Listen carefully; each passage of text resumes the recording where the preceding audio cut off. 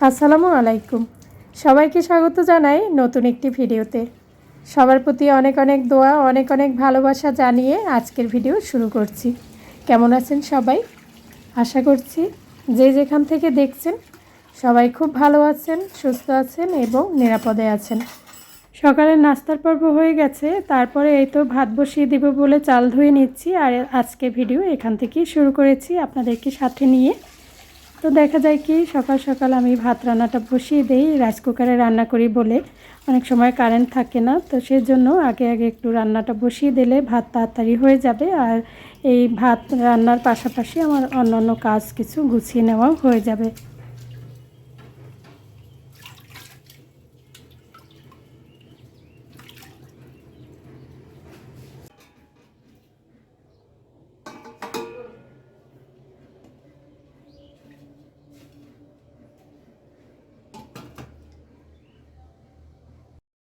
আমাদের বাসার আশেপাশে নির্মাণ কাজ চলাতে চারিদিক থেকে অনেক বেশি শব্দ আসে। একদিকে শব্দ, অন্যদিকে বেশি বেশি ধুলাবালি, সব কিছু মিলিয়ে একদম অস্থির অবস্থা। তো এই যে আমি ভাত বসিয়ে দিয়ে একটু বিছানাটাকে সুন্দর করে গুছিয়ে নেব। ঘর যদি গুছানো থাকে তাহলে মনটাও একদম ফুরফুরে থাকে।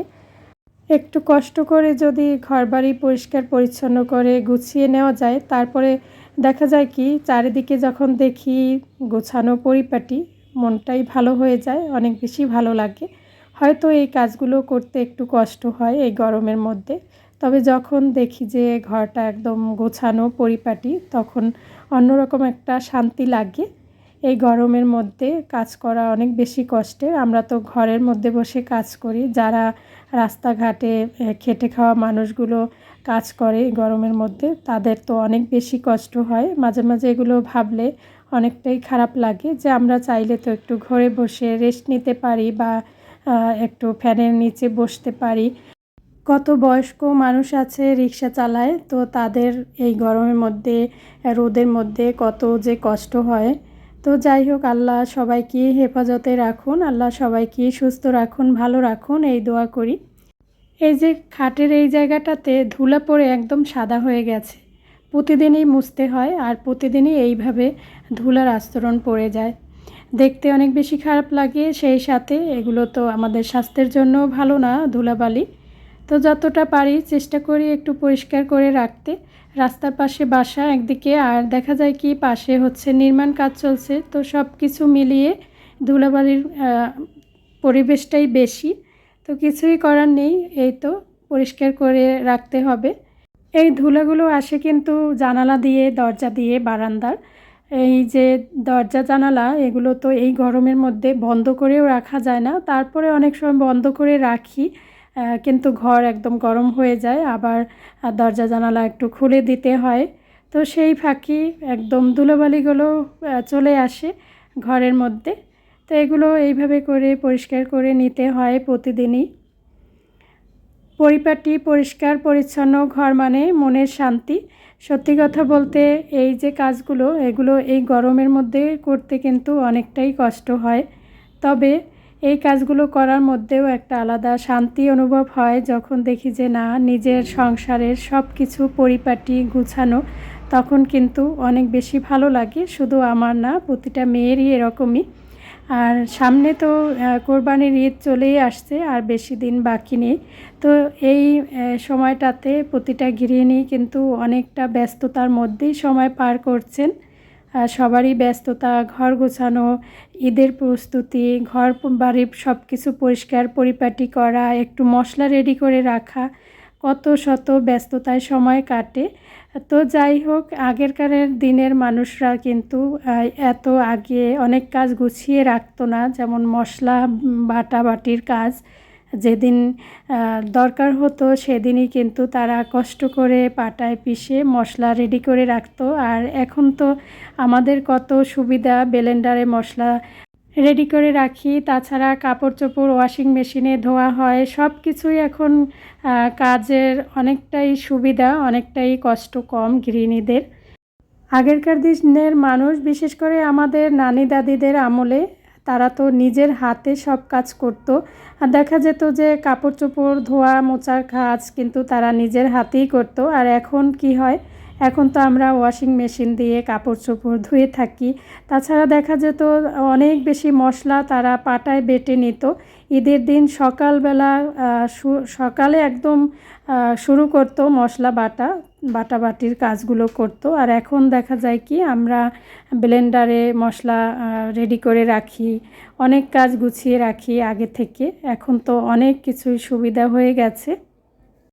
তবে আগেকার দিনের মানুষ যেমন কাজ করতো, কষ্ট করতো, তাদের কিন্তু অসুখ বিসুখ কম হতো। আর এখনকার দিনের মানুষের একদম অল্প বয়সে দেখা যায় বিভিন্ন রোগাক্রান্ত হয়ে যায়, বিভিন্ন সমস্যার সম্মুখীন হয়ে যায়।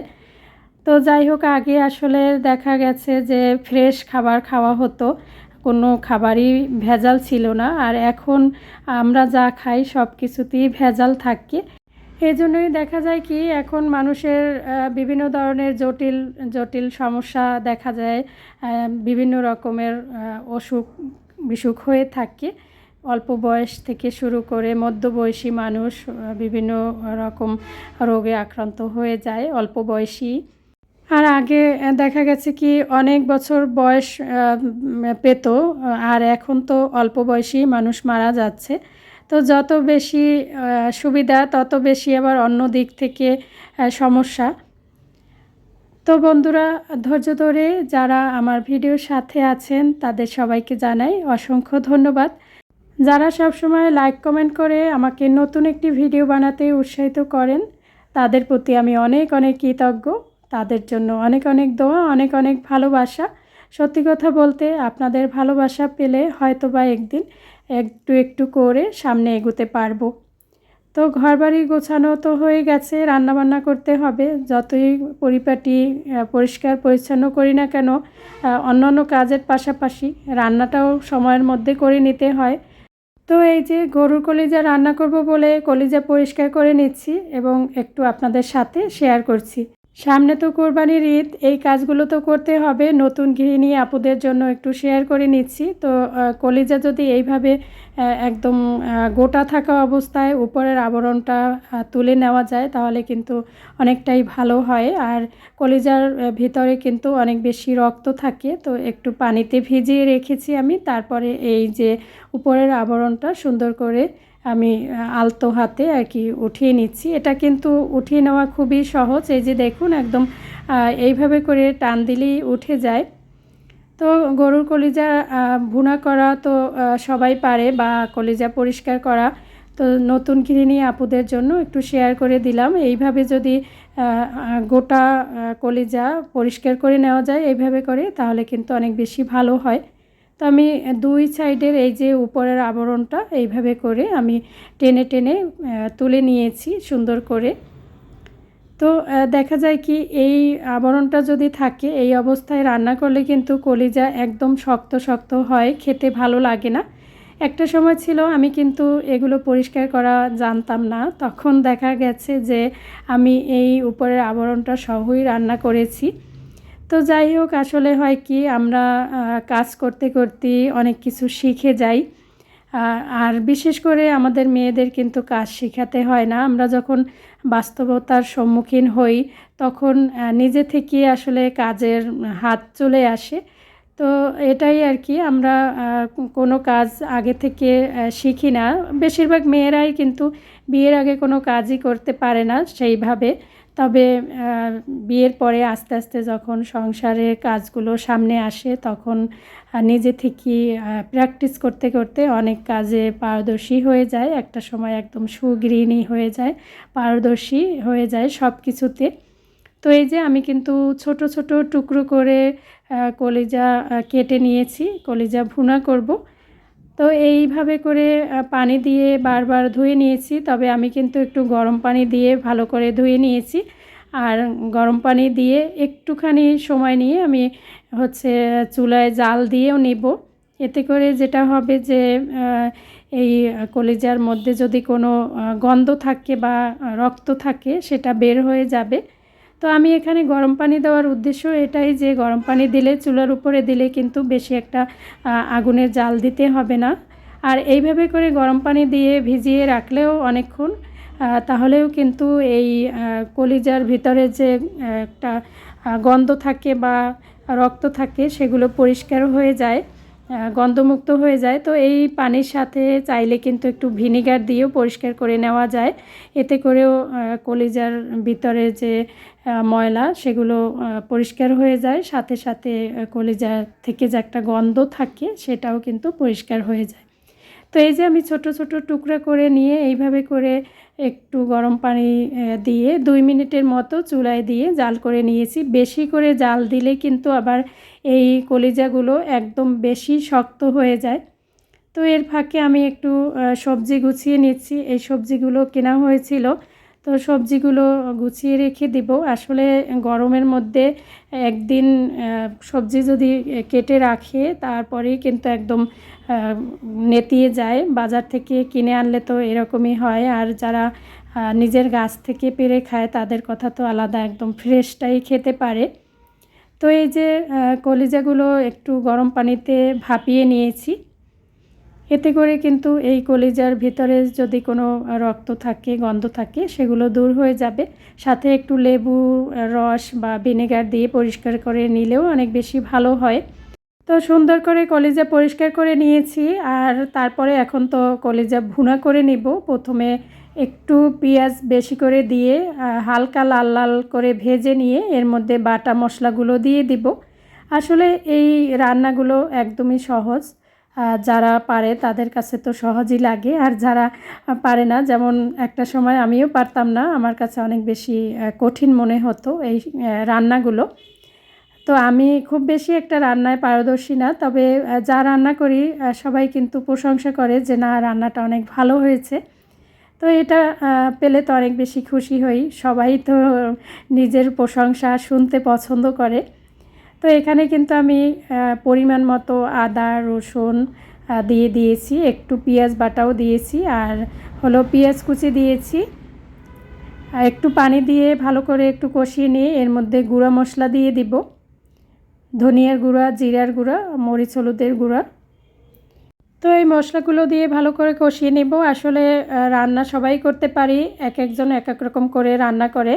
তো আমি যেভাবে রান্না করছি সেটাই একটু শেয়ার করলাম। আমার প্রিয় আপুরা সবাই সুন্দর সুন্দর রান্না করতে পারেন, হ্যাঁ, যদিও আমি তাদের কাছে কিছুই না, তারপরেও একটু আমি যেভাবে রান্না করলাম সেটা একটু শেয়ার করলাম।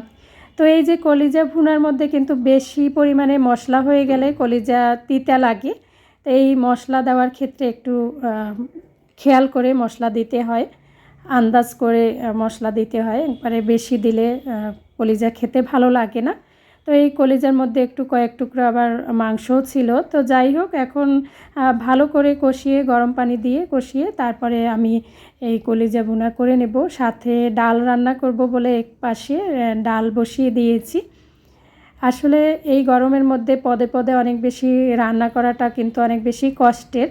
তো 2-1 পদ রান্না করলেই হয়ে যায়। আমাদের বাসায় যেহেতু মানুষ খুবই কম, সেজন্য দেখা যায় কি 2-1 পদ রান্না করি। গরমের মধ্যে খুব বেশি একটা রান্নাঘরে না থাকতে পারলেই ভালো। তো এই যে আমার কলিজা ভুনা হয়ে গেছে। কলিজা ভুনাটা খেতে কিন্তু অনেক বেশি টেস্টি হয়েছিল, যেহেতু আমি খাওয়ার পরেই ভয়েস দিচ্ছি।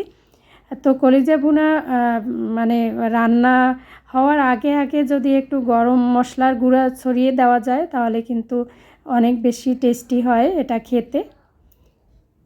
তো বন্ধুরা, এতক্ষণ ধৈর্য ধরে যারা আমার ভিডিওর সাথে ছিলেন তাদের সবাইকে জানাই অসংখ্য ধন্যবাদ, অনেক অনেক দোয়া, অনেক অনেক ভালোবাসা তাদের জন্য, এতক্ষণ ধৈর্য ধরে আমার সাথে থাকার জন্য।